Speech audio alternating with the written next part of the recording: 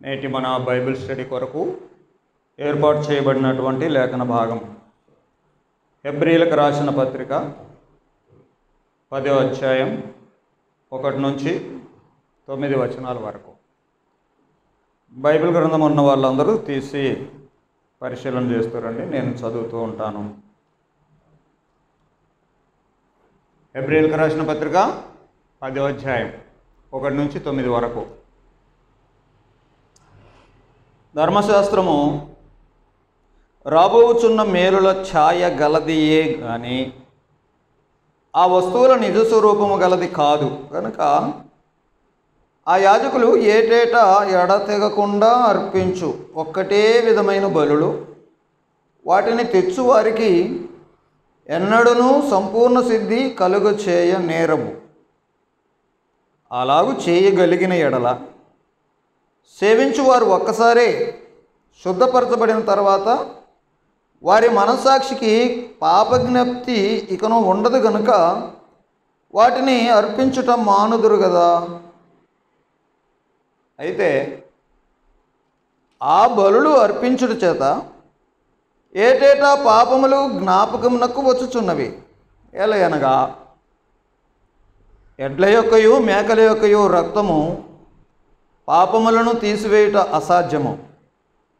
కాబట్టి ఆయన ఈ లోకమందు ప్రవేశించినప్పుడు ఇలాగూ చెప్పుచున్నాడు, బలియు అర్పణయు నీవు కోరలేదు కానీ నాకొక శరీరమును అమర్చితివి. పూర్ణ హోమములను పాప పరిహారార్థ బలులను నీకు ఇష్టమైనవి కావు. అప్పుడు నేను గ్రంథపు చుట్టలో నన్ను గూర్చి రాయబడిన ప్రకారము, దేవా నీ చిత్తము నెరవేర్చుటకు ఇదిగో నేను వచ్చి ఉన్నాను అంటిని. బలులు అర్పణలు పూర్ణహోమములు పాప పరిహారార్థ బలులను నీవు కోరలేదనియో అవి నీకు ఇష్టమైనవి కావనియో పైన చెప్పిన తర్వాత ఆయన నీ చిత్తము నెరవేర్చుటకు ఇదిగో నేను వచ్చి ఉన్నానని చెప్పుచున్నాడు. ఇవన్నీ ధర్మశాస్త్రము చొప్పున అర్పించబడుచున్నవి. హెబ్రీయులకు రాసిన పత్రికలో ఉన్న ధ్యానాలు మనం కొనసాగిస్తున్నాం. గత వారం 9వ అధ్యాయాన్ని మనం పూర్తి చేశాం కాబట్టి మీకు ఒక చిన్న ప్రశ్న వేయాలనుకుంటున్నా. కొంచెం ఆలోచించి చెప్పండి. సపోజ్ దేవుడు ఏర్పరచుకున్నటువంటి ఇశ్రాయేలు ప్రజల్లో నీవు కూడా ఒకడివయ్యండి.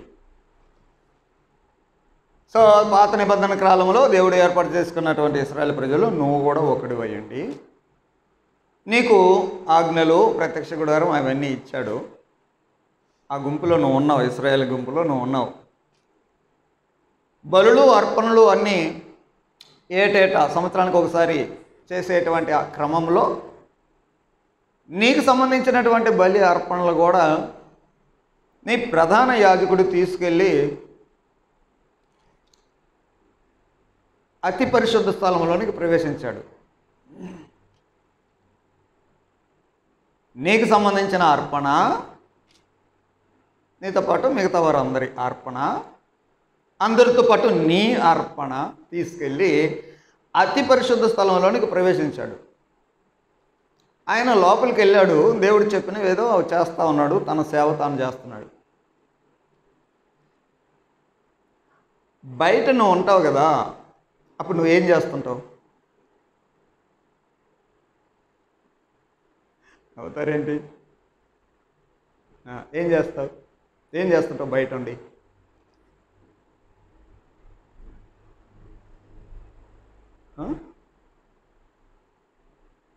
ఎదురు చూస్తావు. అది ప్రధాన యాజకుడు లోపలికి వెళ్ళాడు. మరలా ఎప్పుడు బయటికి వస్తాడు అని నీ అర్పణ అక్కడ ఓకే అయిందా లేదా, ఏమైనా లోపం కలిగి ప్రధాన యాజకుడు మధ్యలోనే చచ్చిపోయాడా, ఒకవేళ చచ్చిపోతే తాడు పట్టుకొని బయటికి లాగేసేయాలి, ఎందుకంటే నడుముకు తాడు కొట్టుకొని వెళ్తాడు కదా. సో బయట నువ్వు ఎదురు చూస్తూ ఉంటావు, వెయిట్ చేస్తూ ఉంటావు కదా. అది మనకు సాదృశ్యంగా ఉన్నటువంటి ఆ చిత్రము నుండి యేసుక్రీస్తు మానవులకు సంబంధించినటువంటి బలి అర్పణ చెల్లించి స్వయాన అతి పరిశుద్ధ స్థలం, డైరెక్ట్గా ఇక్కడ అతి పరిశుద్ధ స్థలం ప్రత్యక్ష గుడారంలో, ఇది ఒక ఛాయ. అసలు రియల్ ప్లేస్ పరలోకానికే వెళ్ళి యేసుప్రభు అక్కడ కూర్చున్నాడు కదా. పరలోకానికే డైరెక్ట్గా నీ అర్పణ అక్కడికి తీసుకెళ్ళాడు. ఇప్పుడు యేసుక్రీస్తు తండ్రి కుడి పార్శ్వానే ఉన్నాడు. క్రైస్తవులు ఇప్పుడు ఏం చేయాలి భూమి మీద?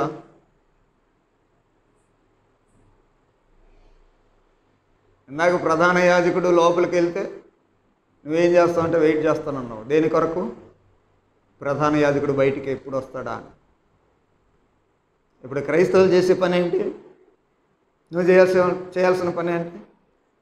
భయంతో వణుకుతో నీకు వచ్చిన రక్షణను కొనసాగించుకుంటూ యేసుక్రీస్తు రాకడ కొరకు ఎదురు చూస్తూ ఉంటావు. అప్పుడు ఆయన వచ్చి నీ రక్షణని కంప్లీట్ చేస్తాడని గత వారం నేర్చుకున్నాం కదా.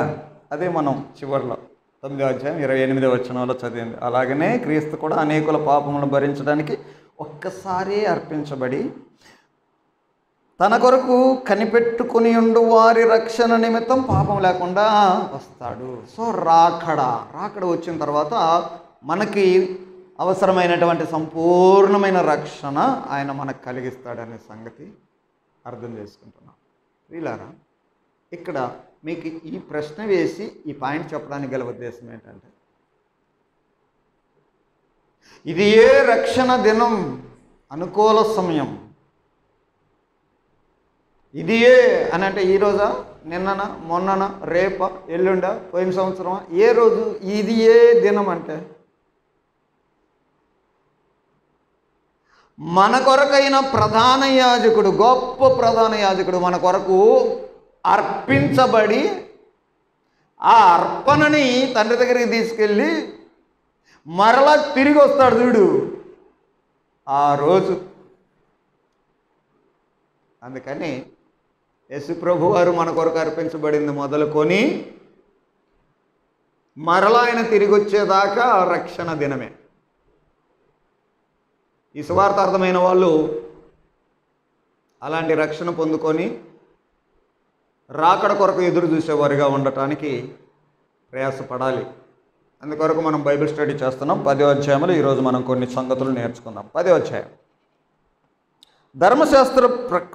ధర్మశాస్త్రం. ఈ ధర్మశాస్త్రం ఏంటి అంటే రాబోచున్న మేలుల ఛాయ గలది. సో ధర్మశాస్త్రం గురించి మనం మాటి మాటికి రిపీటెడ్గా గ్రంథకర్త మనకు తెలియజేస్తూ ఉన్నాడు. సో ధర్మశాస్త్రం అక్కడ ఇచ్చారు, అది జస్ట్ షాడో, ఛాయ.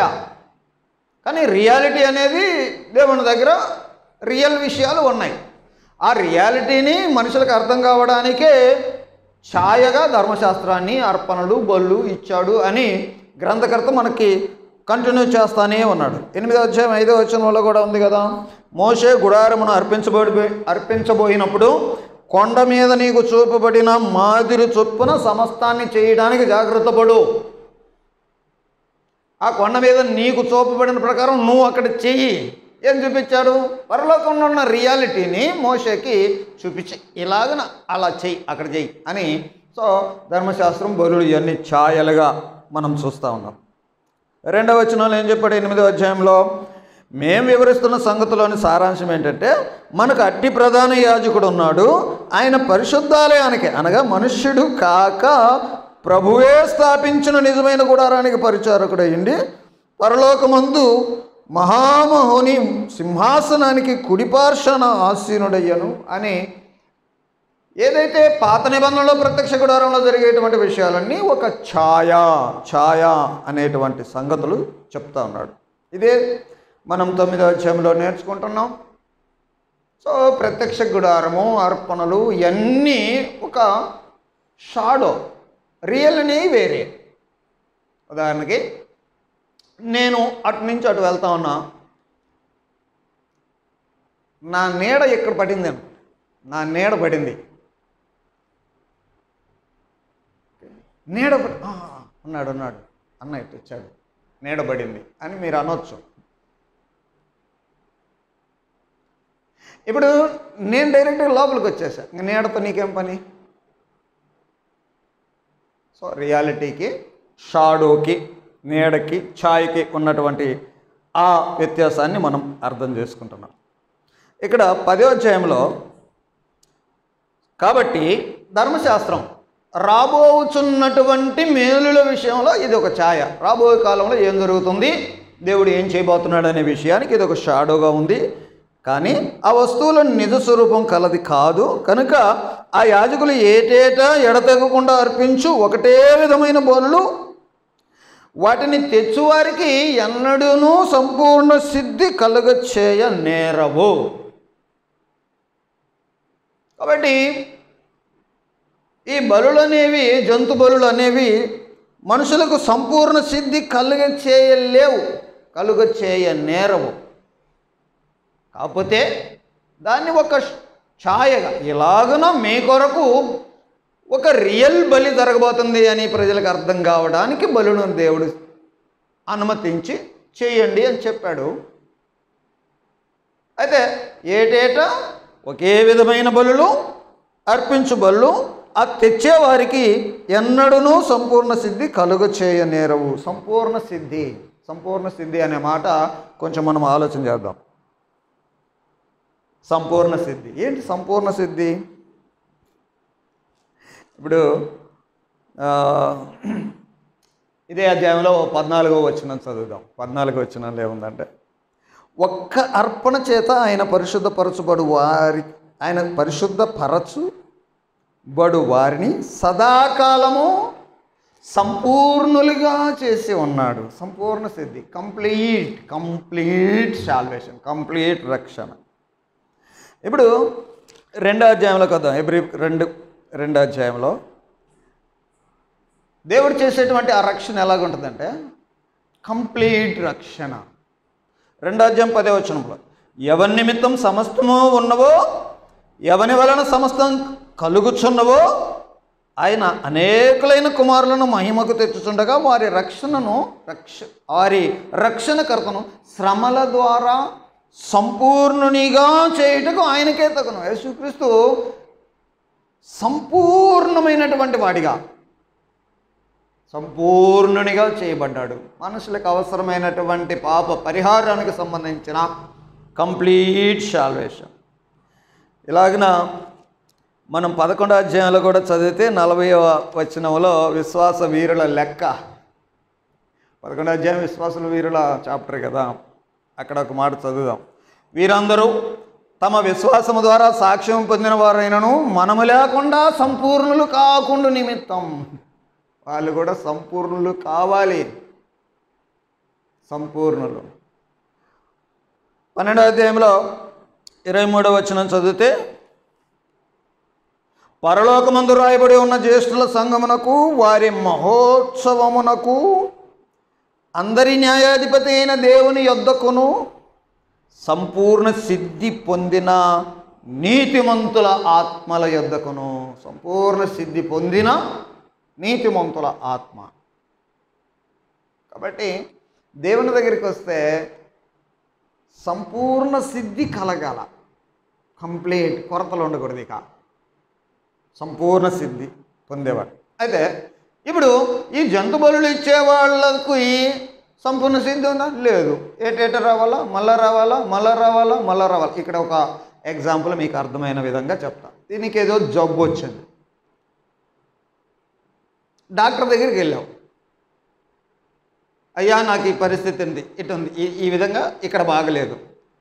మళ్ళీ వెళ్ళావు, మళ్ళా కొంతకాలానికి మళ్ళీ అదే ప్రాబ్లం వెళ్ళావు, మళ్ళీ అదే ప్రాబ్లం వెళ్ళావు, అదే ప్రాబ్లంతో వెళ్ళావు, మళ్ళీ పోయిన ప్రతిసారి అదే చెప్తున్నావు. ఇప్పుడు నీ రోగం బాగైందా, బాగాలేదా? బాగా అన్నట్టే కదా. అది అర్థం చేసుకో. సంపూర్ణ సిద్ధి అయిందా? దేవుని దగ్గరికి వచ్చిన తర్వాత నీ విమోచన, నీకు రక్షణ, నీ క్షమాపణ ఇవన్నీ కంప్లీట్ అయినాయా? రక్షణ వచ్చిందా? బాగైందా? ఓకే. అసలు ఆ సూచనలన్నీ ఉన్నాయా? అయ్యా మొన్న ఇక్కడ ఇంకా ఎక్కువ వచ్చేది, ఈరోజు కొంచెం బెటర్ అయ్యా అని ఏమైనా చెప్పేది ఉందా? పాత నిబంధన బలుల విషయం వస్తే ఏటేటా అయ్యే పెట్టడం, అయ్యే ఇవ్వడం. కాబట్టి జంతు బలులు ఎవరిని కూడా దేవుని సన్నిధిలో సంపూర్ణ సిద్ధి చేయలేకపోయినాయి. అది మనం అర్థం చేసుకుంటున్న మాట. 7వ అధ్యాయంలో కూడా మనము 11వ వచనం చదువుదాం. ఆ లేవీయులు యాజకులై ఉండగా ప్రజలకు ధర్మశాస్త్రం ఇవ్వబడింది కనుక ఆ యాజకుల వలన సంపూర్ణ సిద్ధి కలిగిన ఎడల అహరోను క్రమములో చేరిన వాడని చెప్పబడకుండా మెల్కీషెదకు క్రమము చొప్పున వేరొక యాజకుడు రావాల్సిన అవసరం ఏంటి? సంపూర్ణ సిద్ధి జంతువు బలుల ద్వారా సంపూర్ణ సిద్ధి లేదు, పాప నివారణ లేదు, పాప విమోచనం అనేది జంతువుల బలి ద్వారా జరగలేదు. ఒకవేళ అలాగే జరిగితే మెల్కీషెదకు క్రమం చొప్పున ఇంకొక యాజకుడు, యేసుక్రీస్తు గురించిన ప్రవచనాలు, ఆయన బలి అవసరమేమే? అదే విషయాన్ని 11వ వచనంలో కూడా చెప్తాడు. ఓకే. ఇప్పుడు మనం 10వ అధ్యాయంలో తర్వాత వచనం చూద్దాం. అలాగ చేయగలిగిన ఎడల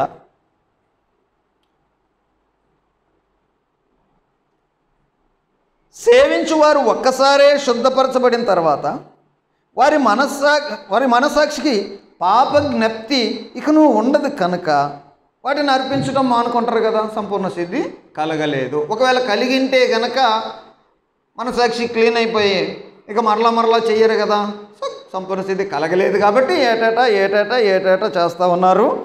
ఆ బలులు అర్పించుట చేత ఏటేటా వారి పాపములు జ్ఞాపకం వస్తూ ఉన్నాయి. రోగం పోలేదు, అదే రోగం, సేమ్ రోగం, పాప రోగం. సో ఎన్ని బలులు ఇచ్చినా ఏం ఉపయోగం లేకుండా పోయిందనే విషయాలు చెప్తూ 4వ వచనం, ఏలయనగా ఎడ్ల యొక్కయు మేకల యొక్కయు రక్తము పాపములను తీసివేయుట అసాధ్యం. ఈరోజు ఇక్కడ కొంచెం మనం నేర్చుకోవాలి. ఎడ్ల యొక్కయు మేకల యొక్కయు రక్తము పాపములను తీసివేయుట అసాధ్యం. ప్రేమ దేవుని పిల్లరా, ఎందుకు అసాధ్యం? మరి బలులు చాలా చోట్ల ఇస్తున్నారు కదా, ఈ బలి ఆ బలి, సరే ఏదో ఒక బలి. ఇశ్రాయేలీయులు ఆ బలులు ఇచ్చారు. మరి ఆ బలులు ఇచ్చేటప్పుడు మరి అవి మనుషులకి విమోచన కలిగించలేవా? బైబిల్ చెప్తుంది అసాధ్యం అంటుంది. అసాధ్యం ఎందుకు అని అంటే, జంతువులు మనుషుల పాపాలని తీసివేయడానికి పనికిరావు. వాటికి నైతిక స్వభావం లేదు.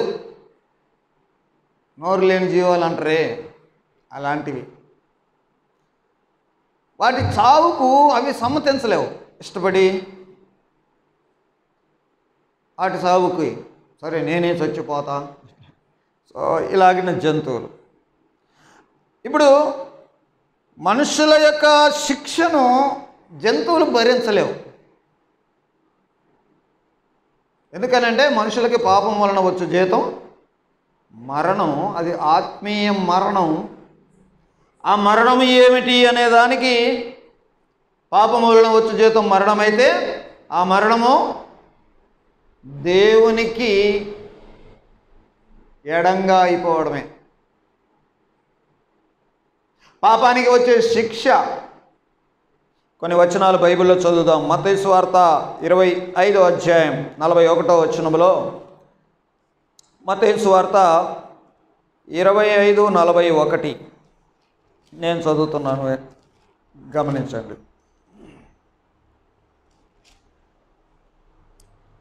అప్పుడు ఆయన ఎడం వైపున ఉండు వారిని చూచి, శపింపబడిన వారలారా, నన్ను విడిచి అపవాదికిని వాని దూతలకు సిద్ధపరచబడిన నిత్యాగ్నిలోనికి వెళ్ళండి. నన్ను విడిచి. శిక్ష దేవుని ఎడబాటు. దేవుని నుండి దూరమైపోవడం, యుగ యుగాలు దూరమైపోవడం. ఇలాంటి మాటలు తెస్సలోనికైలకు రాసిన రెండవ పత్రిక 1వ అధ్యాయం 9వ వచనంలోను, ప్రకటన గ్రంథం 20వ అధ్యాయం 14వ వచనంలోను మనం చూస్తాం. పాపం వలన వచ్చు జీతము మరణం అని అంటే అది ఆత్మీయ మరణం, అది దేవునికి దూరమైపోవడం. ఆ శిక్షను జంతువులు భరించలేవు, అవి పనికిరావు జంతువులు. ఎందుకు అసాధ్యం అనే విషయం మనం అర్థం చేసుకుంటున్నాం. ఇక్కడ జంతువులు పనికిరావు. సరే, జంతువులు కాకుండా ఈ పాపానికి సంబంధించినటువంటి ఈ మనిషి బదులు ఎవరైనా ఇంకొక మనిషి బలి అయితే అది చెల్లిద్దాం.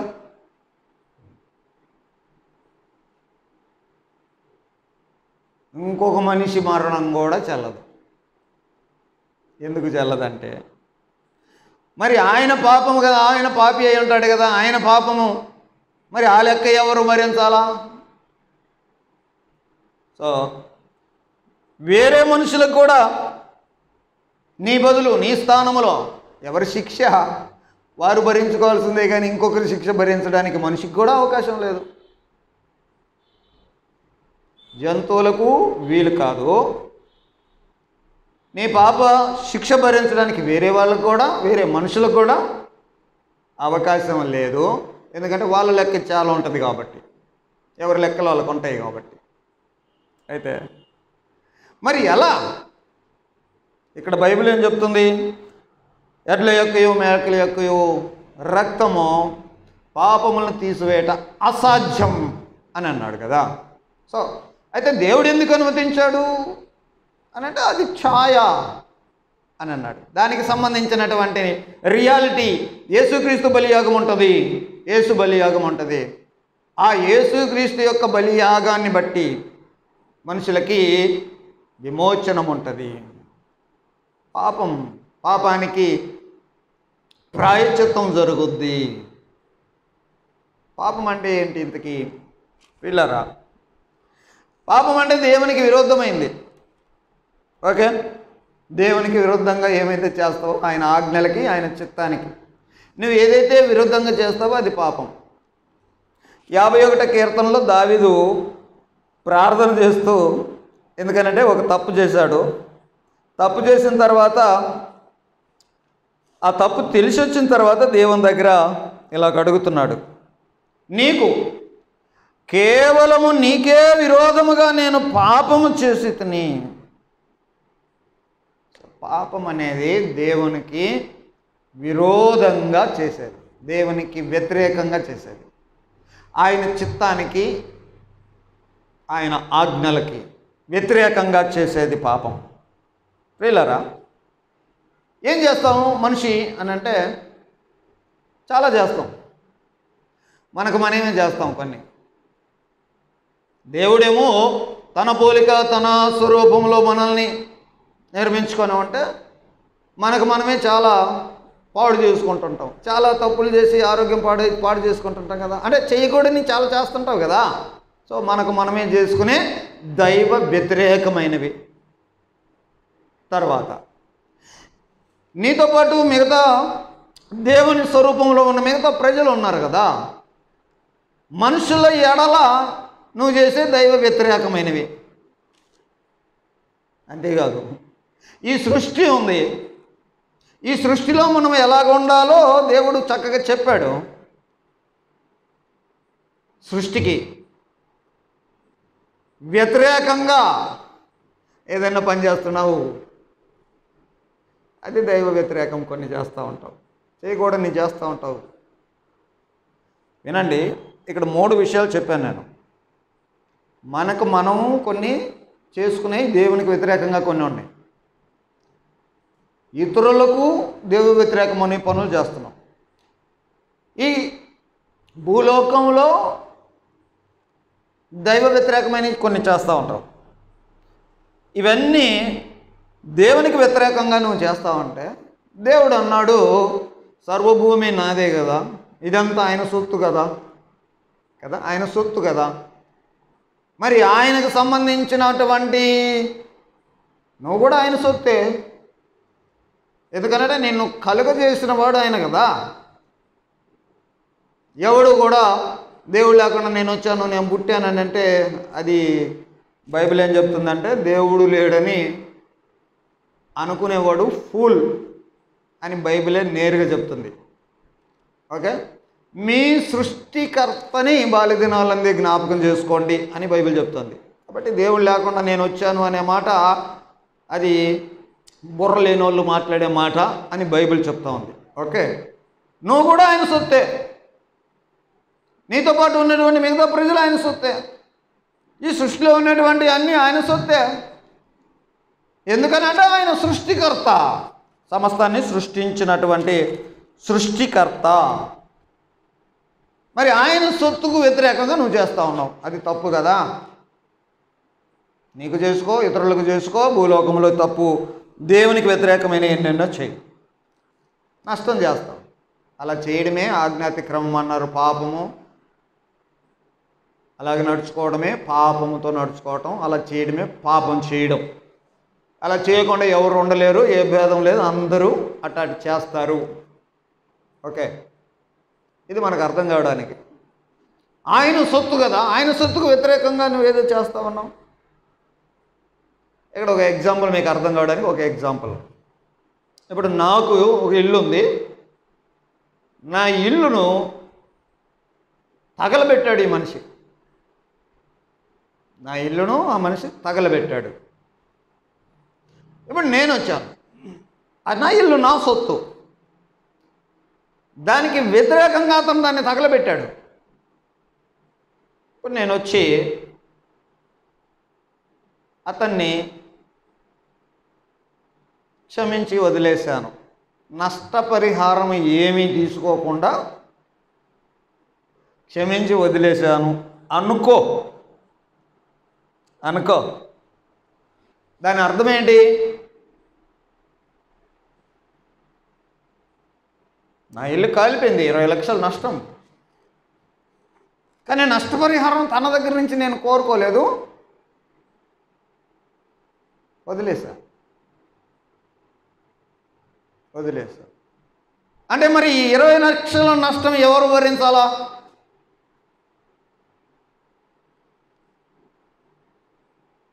నేనే భరించుకుంటాను అని కదా దాని అర్థం. అర్థం చేసుకోండి.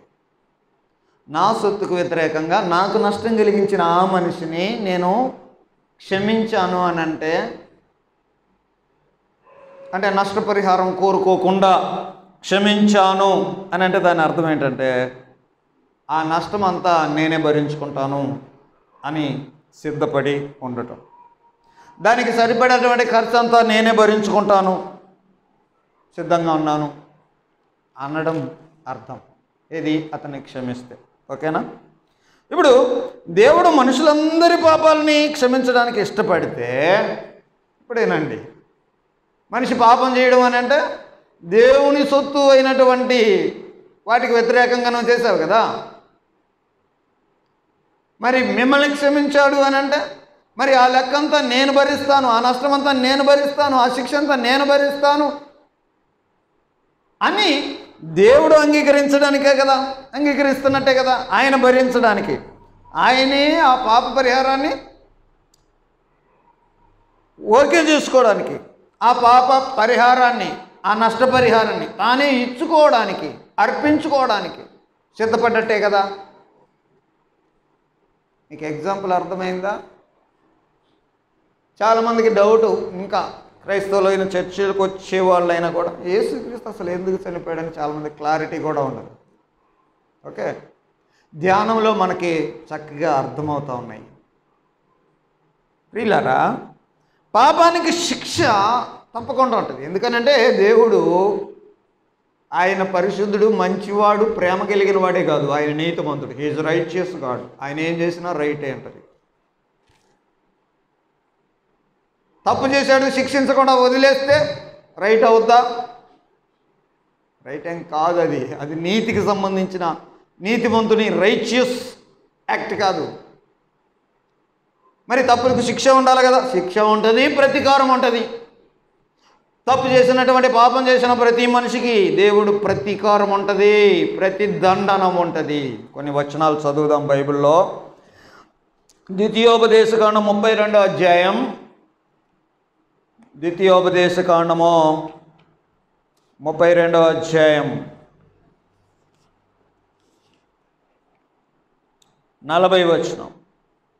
నేను తళతళలాడే నా ఖడ్గము నూరి నా చేత న్యాయమును పట్టుకొని ఎడల నా శత్రువులకు ప్రతీకారము కలగజేసేదను, నన్ను ద్వేషించు వారికి ప్రతిఫలమిచ్చదను. సో దేవుడు ఏది వదిలిపెట్టేవాడు కాదు. తప్పు చేశాడు కదా అని ఆ తప్పుకు రావాల్సినటువంటి శిక్ష లేకుండా ఏం చేయడు ఆయన. శిక్షయే.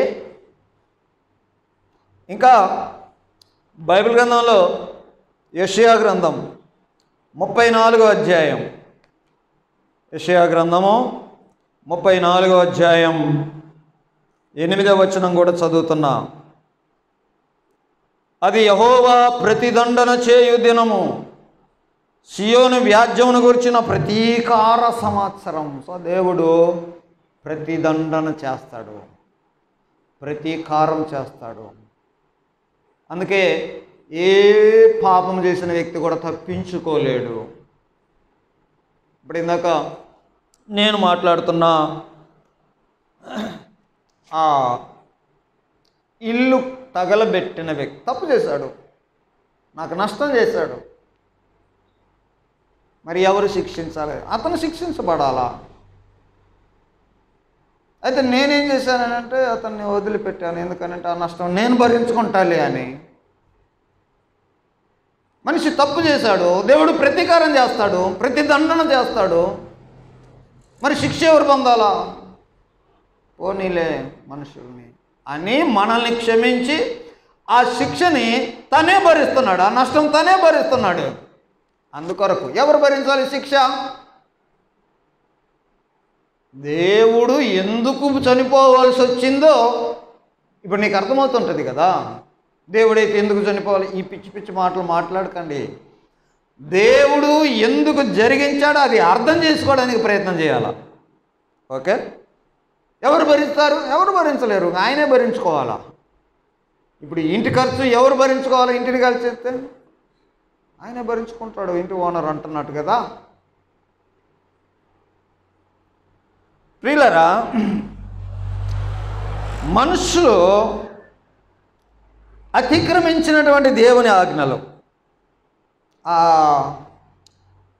ఆజ్ఞల కోసం దేవుడు విధించేటువంటి న్యాయమైన శిక్ష. మనుషులు తప్పులు చేస్తుంటాడు కదా.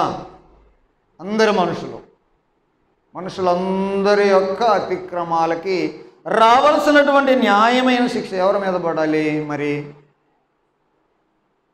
మనిషికి బదులుగా జంతువులను ఇస్తే జంతువులు అవుతాయా? అందుకని ఎడ్ల యొక్క మేకల యొక్క రక్తము తీసివేయట, మనుషుల పాపాలు తీసివేయట అసాధ్యం అని అన్నాడు. మరి ఎవరికి పడాలి? నేరం చేసిన వారికే కదా. లేదా అది ఎవరికైతే నష్టం కలిగించిందో ఆ దేవుడికే దేవుడు తానే భరించాలి, అంతే కదా. అయితే నువ్వన్నా భరించాలి, లేకపోతే దేవుడన్నా భరించాలి నష్టం, ఆ శిక్ష. కాబట్టి యేసుక్రీస్తు వారు పాపము లేని మనిషిగా లోకానికి వచ్చి మనుషుల పాపల కోసం తనను తాను అర్పించుకోవడం ద్వారా ఆ శిక్షను భరించి మనుషుల మీద ఉన్న దోషాన్నంతా తీసేశాడు. ఆయన పాపము లేనివాడిగా వచ్చాడు, పాపరహితుడు. పాపి కోసం చనిపోవాలి. ఎందుకు అని అంటే, ఇందాక మనం ఒక మాట మాట్లాడుకుంటాం, జంతువులు సరిపోవు, ఓకే. మరి వేరే మనిషి ఎవరైనా చనిపోతారా అంటే వేరే మనిషి చనిపోడు. ఎందుకు చనిపోడు? అతనికి లెక్క ఉంది కదా, పాపపు లెక్క. తన శిక్ష తానుకుంటుంది కదా. కాబట్టి వేరే మనిషి అర్హుడు కాదు. మరి ఎవరు అర్హుడు? ఏ పాపము లేకుండా ఉన్నవాడైతేనే దానికి అర్హుడు అవుతాడు. అందుకే యేసు ప్రభు వారు పాపము లేని పరిశుద్ధుడిగా భూమి మీదకి వచ్చి తనను తాను అర్పించుకోవడం ద్వారా మనుషుల యొక్క పాప శిక్షనంతా భరించడానికి ఆయన అర్హుడుగా నియమించబడ్డాడు. ఇది దేవుడు చేసిన పని కదా. ప్రియులారా, క్రీస్తు శరీరంలోనికి రావడం అందుకు వచ్చాడు. ఓకే, పాపము లేని దేవుని కుమారుడిగా, దైవమానుడిగా ఒకడే మనుషులందరి స్థానంలో ఆయన చనిపోయాడు. గమనించండి. ఇంకా పాపమంతా ఆయనకు విరోధంగా ఉన్నా కూడా మన స్థానంలో మన పాపములన్నిటి కొరకు తన దేహంతో శిలువ మాను మీద మన పాప భారమంతా మోసాడు. దానికి రావలసిన శిక్షణ ఆయన అనుభవించాడు. దీనికి సంబంధించిన వచనాలు బైబిల్లో చాలా ఉన్నాయి. దేవుడు తన స్వరక్తమిచ్చి అనే మాట. సో వెల చెల్లించాల్సిందంతా చెల్లించాడు. ఆయన మన కోసమే శిక్షణ అనుభవించాడు అని పేతురు పత్రికలో కూడా ఉంటుంది. కాబట్టి ప్రాయశ్చిత్తం జరగాల, మనుషులకి క్షమాపణ, ఈ రెండు కూడా ఆయన భరించిన ఆ భారం మీదనే ఉంది అనే సంగతి గుర్తుపెట్టుకో. కాబట్టి ఏదో బలి అయ్యేటువంటి జంతువులు బాధపడుతున్నాయి, వాటిని నరుకుతూ ఉంటే, వాటిని బలి ఇస్తుంటే అవి బాధపడుతున్నాయి. ఆ బాధల వల్ల మనిషికి ఏం ప్రయోజనం రాదు.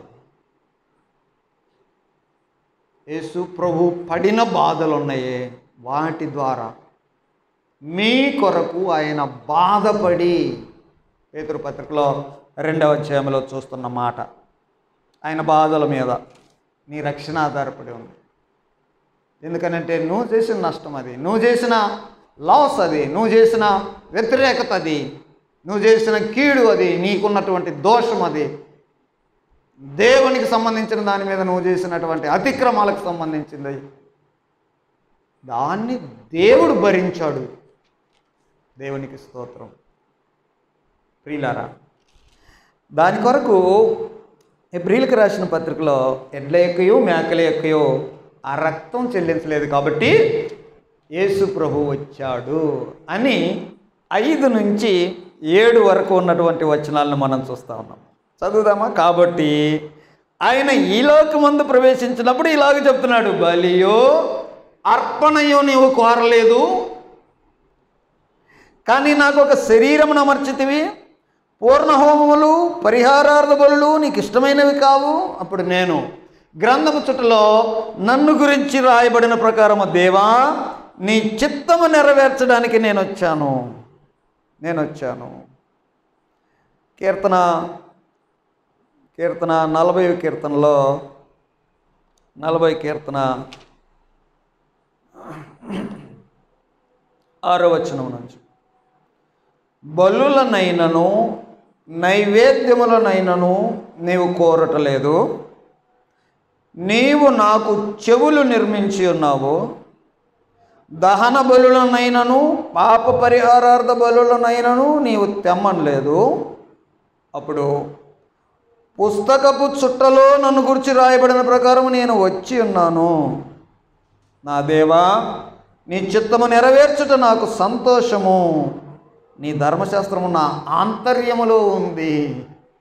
ఈ ప్రవచనాన్ని, యేసు ప్రభు గురించిన ఈ ప్రవచనాన్ని నెరవేరుస్తూ యేసు ప్రభు శరీరాన్ని ధరించుకొని వచ్చాడు. పిల్లరా, యేసుక్రీస్తు నీ కొరకు నా కొరకు శరీరాన్ని ధరించుకొని వచ్చి ఆయన గురించి ఏమైతే రాయబడిందో రియాలిటీ, దానికి ఛాయగా అంతకు ముందు ఉన్నటువంటి ఆ సిస్టమ్ అంతా ఒక ఛాయగా ధర్మశాస్త్రాన్ని బలులను జంతు బలులను ఏర్పాటు చేసి రియాలిటీ ఇది జరగబోతుంది అని యేసు బలి గురించినటువంటి విషయాలన్నీ అర్థం అవటానికి దేవుడు తేటగా వివరించిన పద్ధతి. మనుషుల పాపాల కొరకై ఆయన మరణించాడు ఎందుకు అని మనుషులు అర్థం చేసుకోవడానికి తేటగా వివరించినటువంటి పద్ధతి. నీకు అర్థమైందా ఇంతకీ? ప్రియమైన దేవుని పిల్లారా, ఇక్కడ యేసు ప్రభు అంటున్నాడు, నాకు ఒక శరీరమును అమర్చితివి, దేవా నీ చిత్తము నెరవేర్చడానికి నేను వచ్చాను. ఏంటి ఆయన చిత్తం? ఇదిగో మనుషులు తప్పులు చేస్తున్నారు, పాపం చేస్తున్నారు, దాని శిక్షను భరించాలా. ఎస్, నేను వస్తాను. అందుకని ప్రభువారు శరీరధారిగా భూమి మీదకి వచ్చి ఇదిగో బలులు అర్పణలను కోరట్లేదు. ఆ పాప శిక్ష నేను నష్టపరిస్తాను, ఓకే, నేనే అది భరిస్తాను అని మన పాపములను శిలువ మీద భరించాడు అనే దాని అర్థం అది.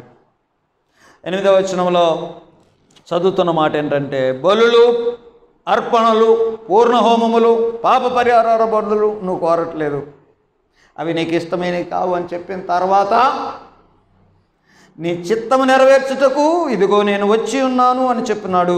ఇవన్నీ ధర్మశాస్త్రము చొప్పున అర్పించబడుచున్నవి. నీ చిత్తము చొప్పున, నీ చిత్తము చొప్పున మనుషుల పాపాల కోసం అర్పించబడవలసిన బలి యేసుక్రీస్తే. యేసుక్రీస్తు బలియే. ఇక్కడ ధర్మశాస్త్ర ప్రకారం అని అంటే యేసుక్రీస్తు బలికి ఛాయగా సాదృశ్యంగా ఉన్నవి. ఓకే, దేవుడు ఆ అర్పణలను అలాగే నియమించాడు. ఎందుకంటే ఇది అర్థం చేసుకోండి, మీ కొరకు యేసుప్రభు వారు ఇలాగ చనిపోతున్నాడు, అర్థం చేసుకోండి, ఒక ఛాయగా ముందే చెప్తూ వచ్చాడు. కాబట్టి ఆయన మనుషుల పాపాలని ఇలాగను పరిహరిస్తూ ఉన్నాడు. పరిహరిస్తూ చివరిలో ఒక మాట జ్ఞాపకం చేసుకుందాం. రెండవ దాన్ని సిద్ధపరచడానికి మొదటి దాన్ని కొట్టివేశాడు. ఆ ఛాయను ఇక తీసేస్తాడు. ఇందాక నేను చెప్పానే, బయట నేను వెళ్తున్నాను, నా నీడ కనపడింది, అన్నొచ్చాడు అనుకున్నారు, నేను లోపలికి వచ్చేసా. ఇక నేను వెళ్తే నీడతో ఏం పని? అలాగా ఈ జంతు బలులు వీటన్నీ కూడా, ఎడ్లు మేకలు, ఈ బలులన్నీ యేసుక్రీస్తు బలి తర్వాత రద్దు చేయబడ్డాయి. అది. Hope you understand this Bible study. ప్రియులారా, ఇందులో మనం ఇంకా మన పరిశోధనాత్మక వాక్య ధ్యానంలో మనం ఇంకా పరిశోధించి మరికొన్ని సంగతులు నేర్చుకోవాలి. ఎందుకనంటే ప్రతి బైబిల్ స్టడీ మన వ్యక్తిగతంగా మనకు కొంత మేలు చేయాలి. నేర్చుకున్నాం, ఓకే, నేర్చుకొని ఇంటికి వెళ్ళాం, ఏంటి కాదు. బైబిల్ స్టడీలో ఇంకా మనం పరిశీలన చేసుకొని మనం అన్వయించుకోగలిగే విధంగా, మనము ఫాలో అయ్యే విధంగా మనం కొంత డిస్కవర్ చేయాలి. దాని కొరకు మనం ఏర్పాటు చేసుకున్న విధానము, ఇందులో మనం దేవుని గురించి మనం ఏం నేర్చుకోవచ్చు, మానవుని గురించి మనం ఏం నేర్చుకోవచ్చు, అంతే విధంగా ఈ విధంగా ఏమైనా మాదిరి ఎగ్జాంపుల్ ఇందులో ఏమైనా ఉందా, ఆజ్ఞ ఏమైనా ఉందా, ఇది పరిశీలన చేద్దాం. సో దేవుని గురించి నీకు ఇంకా ఏం అర్థమైనాయి? అది కాదు, దేవునికంటూ ఒక చిత్తం ఉంది, ఆ చిత్తాన్ని నెరవేర్చడానికి యేసుప్రభు వచ్చాడు, చిత్తము కలిగిన వాడు. సో దేవునికి ప్లాన్ ఉంది. ఏం ప్లాను? మానవుల్ని విమోచించేటువంటి ప్లాన్. ఇంకేమర్థమైంది? యేసుప్రభు శరీరధారిగా వచ్చాడు, శరీరధారిగా వచ్చాడు. ఇంకా దేవుని గురించి ఏమర్థమవుతుంది? ఛాయ ఇచ్చినవాడా? అర్థం కావడానికి ఛాయలు కలిగించాడు, ఎగ్జాంపుల్స్ ఇచ్చాడు అని ఛాయలుగా చూపించాడు, ఛాయలు చూపించాడు.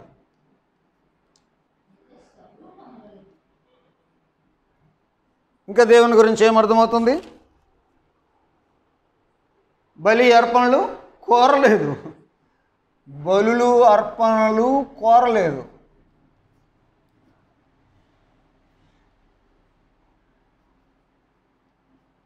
ఇలాగున దేవుని గురించి స్టడీ చేసి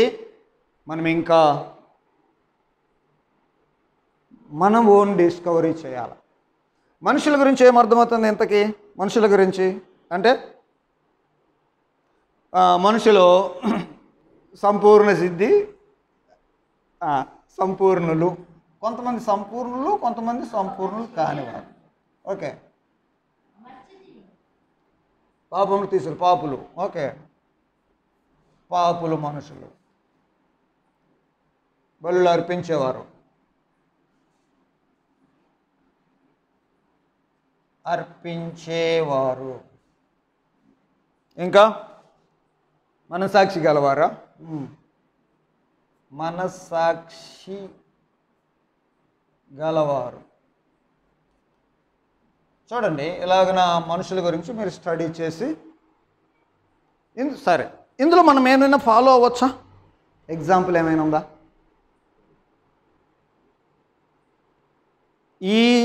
ఈ వచనాల్లో ఏదైనా ఫాలో అవ్వచ్చా? చిత్తము నెరవేర్చబడతాం. యేసు ప్రభు దేవుని చిత్తము నెరవేర్చడానికి వచ్చాడు.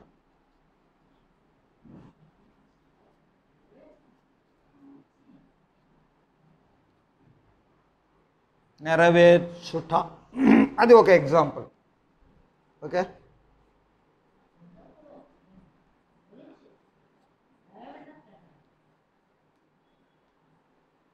ఇలాగ ఎగ్జాంపుల్ ఏమైనా మనం కూడా ఫాలో అవ్వచ్చు అనేలానికి తీయాలి. సరే, కమెంట్స్ ఏమైనా ఉన్నాయా? ఈ భాగంలో దేవుడు మనల్ని చేయమని చెప్పినవి ఏమైనా ఉన్నాయా అని అడుగుతున్నా. మనం చేయమని చెప్పినవి ఏమైనా ఉన్నాయా? చెప్పండి, ఒకటన్నా చెప్పండి.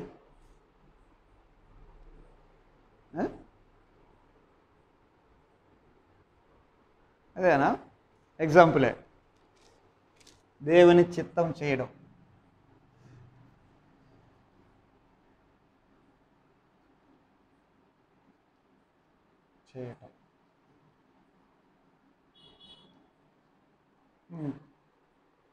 మంచి పాయింట్. శరీరాన్ని దేవునికి అప్పగించడం.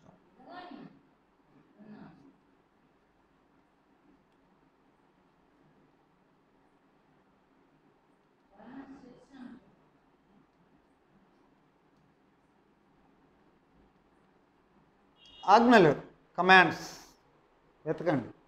సరే, మీరు ఇంటికి వెళ్ళిన తర్వాత ఇంకా మీరు మీ షీట్స్ని ఫిల్ చేసుకోవచ్చు. ఇంటికి వెళ్ళిన తర్వాత ఈ బైబిల్ స్టడీలో ఒక తీర్మానం చేసుకోవాలి. ఏంటి? నేను చాలా నేర్చుకున్నాను ఈరోజు, నేను తప్పక అదే దేవుని చిత్తం, నీ చిత్తము నెరవేరుస్తాను, నీ చిత్త ప్రకారం జీవిస్తాను. లిమిట్ పెట్టుకో. ఈరోజు జీవిస్తా, లేకపోతే రేపు జీవిస్తా, లేకపోతే ఒక వారం పాటు, లేకపోతే ఒక నెల పాటు, లేకపోతే లైఫ్ లాంగ్ డెసిషన్ ఇది.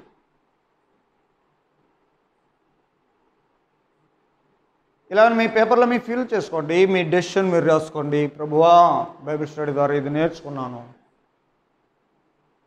ఈ తీర్మానం చేసుకుంటున్నాను, నీ చిత్తం నేను అర్థం చేసుకొని ఆ చిత్త ప్రకారం నేను జీవించడానికి, ఇదిగో ఇంకో సోదరు అన్నట్టుగా నా శరీరాన్ని దేవుని కొరకు ఉపయోగిస్తానని అన్నట్టుగా ఈ గ్రంథంలో ఈరోజు నేర్చుకున్న పాఠాన్ని బట్టి ఈ తీర్మానం తీసుకుంటున్నాం, మాకు సహాయం చేయి అని ప్రార్థన చేసుకున్నాం. ప్రార్థన. మహోన్నతుడైన తండ్రి, స్తోత్రాలు. నీ ప్రేమ ఎంత గొప్పదో.